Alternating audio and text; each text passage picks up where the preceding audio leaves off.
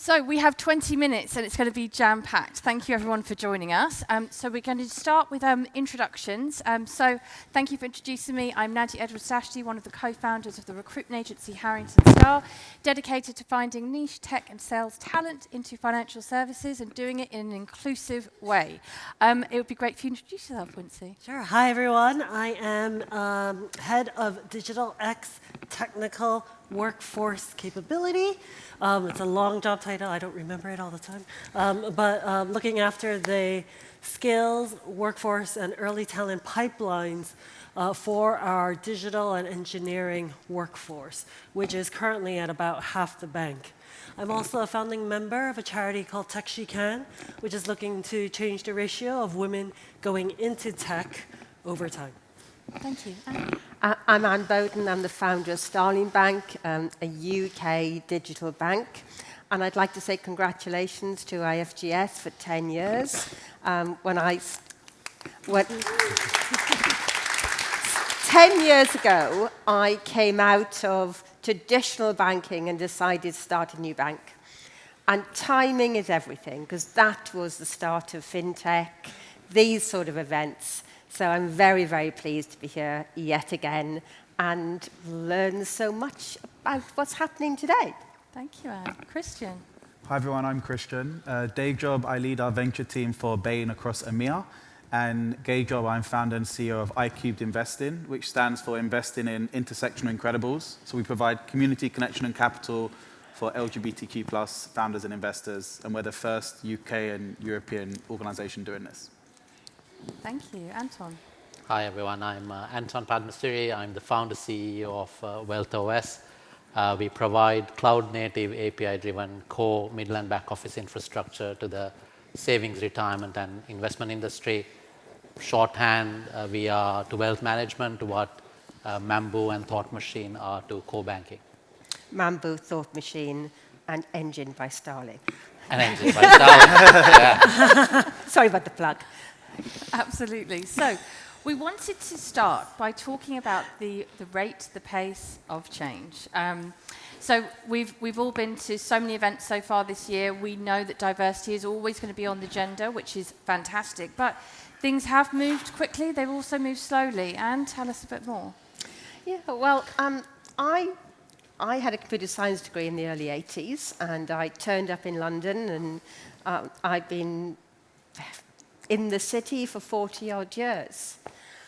And if I look back to where I started, I really expected us to make more progress. And at the moment, I'm getting a little frustrated that things are actually going a little bit backwards. And I think the reason for that is that we all want to see tangible progress, but tangible progress is really difficult when the world reacts against tangible progress in some way. And, you know, my thing is women and women representation and getting women to have the right sort of investment in the right space. And I've just come back from New York, where I was part of the delegation to the UN 68th Commission for Women. And things are going backwards. And I really, really hope that we can enthuse people and get people to re-engage on this huge issue, because the world needs to be fairer, not just fairer for women, but fairer for all sorts of people that are disadvantaged. Absolutely. And Wincie, what are your thoughts on that? So I think it starts really early, I think, in people's psyche in terms of diversity. You talk about gender, there's other intersectionalities as well. But let's talk about gender for a second. So when we started Tech She Can, there were 18 of us. And now I'm happy that a couple of years on, we have now over 250 corporates who have signed up as members, who all believe that we need to educate the next generation about what careers in tech look like. Currently, 26% of all tech jobs are being filled by women. And if you look at engineering, it's only 12% women. So these are pretty dire statistics. And if you go back and look at the research, at the age of 10 in the UK, girls and boys are about 75% interested in careers in tech. Girls are 72% interested in careers in tech. So that's pretty even. Then when they reach GCSE age, it drops to 27% girls and 62% boys, with only 3% of the girls putting it as their top selection. So something is clearly wrong in those intervening years. And to expect our educators, teachers in primary or secondary school to be technologists is simply impossible because the technology has changed so dramatically. If you take away the diversity, let's talk about just fintech. Fintech, I mean, and you were part of what's changed the face of fintech, but the technology that's being used, the platforms, all of that has changed so dramatically. How would we expect a primary or secondary school teacher to be able to keep up with that? Which is why we created the charity, so that people who are working in industry can take their knowledge and go back to schools and give lessons. We were lucky we were able to reach over 100,000 students over the last year directly and about 400,000 indirectly. Now, we know that our most recent virtual assemblies, we had 40,000 students sign up. 40,000 students sign up for virtual assemblies. So the appetite is there, and we always have more demand than we have volunteers and champions, we call them. So please do, I mean, I know it's a bit early for the action, but please do take a look at techshecan.org, TechWeCan, under the resources, and see how you could volunteer to help support that next generation change. And if it's okay, well, you know what? I'll hand over to someone else and I'll talk about the other things we're doing at NatWest to also change those ratios. I'll make sure I come back to you, Wincie, because I want to bring Christian in right now, because we were talking about how do we make sure that despite things going backwards and despite the challenges, that people are really goal-orientated, focused on what we're actually trying to achieve here and making sure we're being impactful. And I know you had some really interesting comments. Yeah, I think there's three things that I want to mention. The first one is to acknowledge like the current culture wars that we're in, and there is a increasing backlash against anything DE&I, and often the most vulnerable people in our society will end up being the most attacked because of this. So trans people, migrants, refugees, when there's in fact a lot of data to prove in times of uncertainty and crisis, these are the communities, and if they build businesses, the ones that create the most innovation during these times. So we actually need to support them the most. So that's one thing. Secondly, at least for what we do at iCubed, we want to connect the dots and make people understand that successful startups, sound decision making, and sustainable economic growth needs diverse teams working together. There's so much data out there on that already. And that's why we say intersectionality as a criteria for investment fosters innovation. So it's really connecting those dots. And the third one, which I guess is more of a long-term aim, is our aim to queer venture capital, which scares a lot of straight men because they think we're spreading the gay agenda, which isn't entirely untrue. But queering as a term, in fact, is the rejection of normativity. So if you apply that mindset when looking for deals, when making investment decisions, you're looking for deal flow in untapped areas, and you will find more innovation. So I think that is an important thing to note, that a lot of DE&I initiatives enhance returns, and for the long term, they do benefit everyone. It's so important that we remember this and we keep this front and centre. And Anton, I know that you've got some really clear ideas on when this starts, and right at the beginning, right? I'll let you explain. Absolutely. I think as an early stage founder, one of the things I'd say is diversity doesn't start at a certain stage of your company. It starts at the idea stage. When you are forming your idea, you need to keep that in mind. It's actually a commercial imperative, right? It's the right thing to do, but it is a commercial imperative as well. And it's always helpful as a founder, if there are any founders here, to audit yourself, to be aware of the biases that you come up with from your background, and to always audit yourself as to see, are you surrounding yourself with people who look like you, sound like you, think like you? That's the danger sign. right? And if you're not being challenged on that front, that means you're not doing right. And as you grow as an organization, as you grow as a startup, as you raise investment, think about that and talk to your leadership team about it. How do they think about it? That's the only way you're going to achieve it. Obviously a startup is not going to have the resources a large organization might have towards allocating to shift the needle. And large organizations can do that, must do that, is the only way that startups like us can benefit from the talent pool. If they didn't do that, we'd be just surrounding ourselves with men, white men in general, sadly. But as a startup, there is a responsibility for us to audit at every stage to make sure that you're building a truly diverse organization. And the word diversity is big in that there are things that are visible in diversity, so many things invisible. So we are actually at the early stage of this conversation. So yeah, those are my thoughts. And such important thoughts, because it's action that's, it's intent, it's making sure that we're being positive with that action, it's going that extra mile, not expecting things to change just naturally. So, Wincie, I know that you were really keen to share some of these big actions. Please, now's the time. So at NatWest, we know that in order to be, as one of the large banks in the UK, that in order to be competitive, we need technological capital. So we need a workforce that is up to the challenge, so to speak. And in order to do that, we need a diverse set of people building the back ends and building our systems, well, back ends and front ends, everything in between, to make sure that it can be as innovative and as representative as the population of customers that we have, because we do have 19 million customers of all different types and different backgrounds.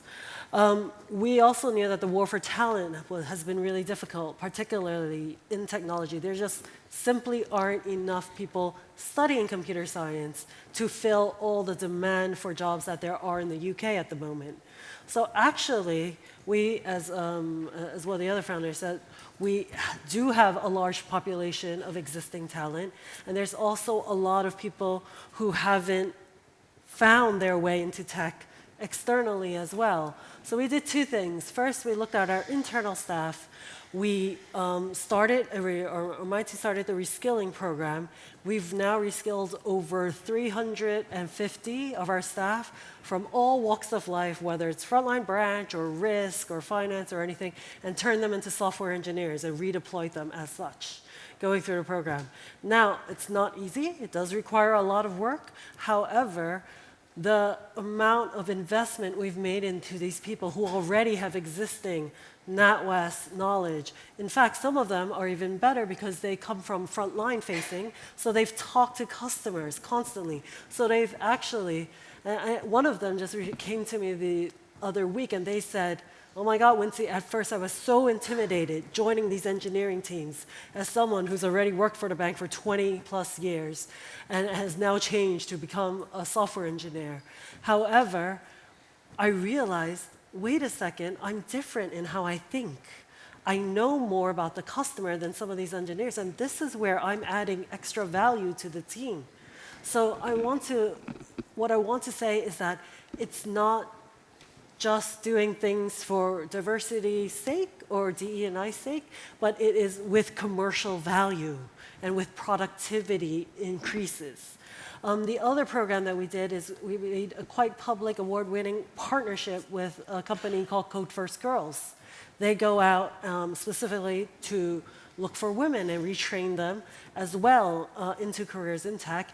We've taken over 130 of them so far coming there. And on top of being women, these women have also been 65% from ethnic minorities, 38% eligible for free school meals, 19% neurodiverse, a lot of different intersectionalities of diversity, if you needed to say that. But also as part of our collaboration, they've used that funds that we've given them and taught just under 6,000 women how to code for free in the wider community.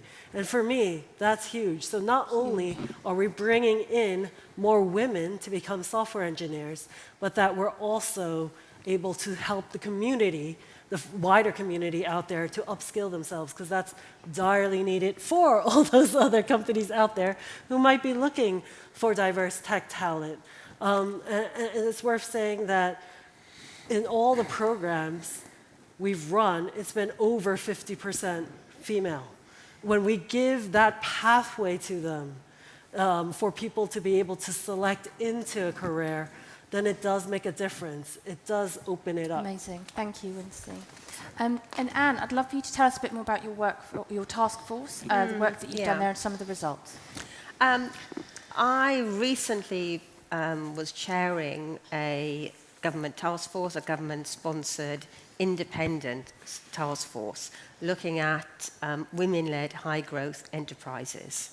And the stat is, in the high-growth sector, only 2% of venture capital goes to female-only teams. 85% goes to men-only teams, and that's really scary. And we've recommended a list of recommendations of how we can address some of those issues. One of the recommendations I'm most proud of is that we've managed to convince the venture capital industry, the venture capital and the PE industry actually, through the BVCA,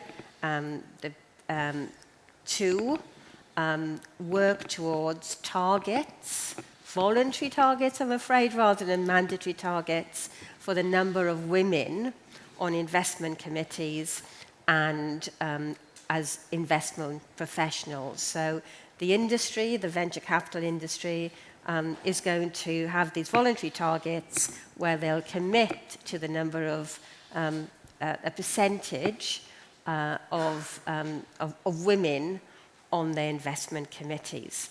Now, this is necessary because people invest in teams that look and sound like themselves. And when, and the investors are all men in their 30s with beards, they invest in men in their 30s with beards. And they tend to invest in patterns, so we perpetuate it.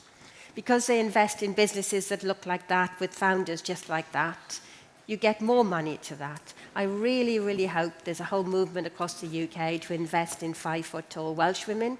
But at the moment, it is going towards those men, and they all look and sound like each other. Anyway, so the report recommendations came out a couple of weeks ago. We're very, very excited about the recommendations. I also published a book called The Female Founders Playbook, which is really all the stories that people told me on this journey. The government wouldn't have my stories in the report, so I stick them in a book.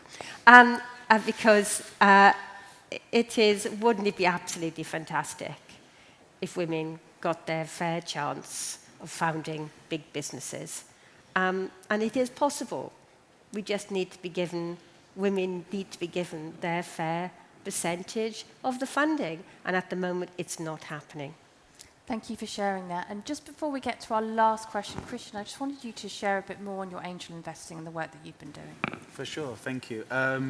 So there's a few things that iQube are working on now, which is super exciting. So we launched the first of its kind partnership with Crunchbase in EMEA to allow founders on their platform to tag their diversity spotlight in order for investors to more easily find them. We also have launched an unconference with Google this July that focuses purely on intersectionality with a spotlight on LGBTQ+ and migrants. And we do a number of investing events. I myself have done a lot of angel investments across climate, health tech, and fintech. And I'm proud to say the last 2 events that we did, more than 50% of all the founders that applied for the speed networking all got funding after the initiative. So if you want to find out more, go to i3investing.com, and would love to talk more about it with you. Thank you, Christian. And Anton, you get the last word. What would you like everyone in the room to be doing more of? Well, I think progress. I think there is negativity, and absolutely rightly. I think if you look at the conversation, public conversation, it's not in a great place. Change happens in a excruciatingly slow pace.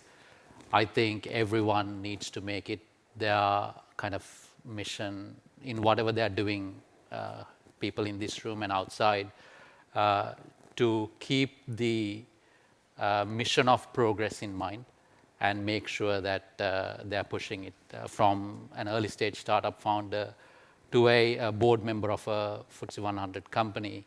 I think it is kind of, we have the platform to stand for what's right and stand against the kind of the wave of negativity that's coming towards this topic. This topic needs to be front and center, and we shouldn't shy away from it. So I think everyone should take it on board and kind of take it back to work on Wednesday.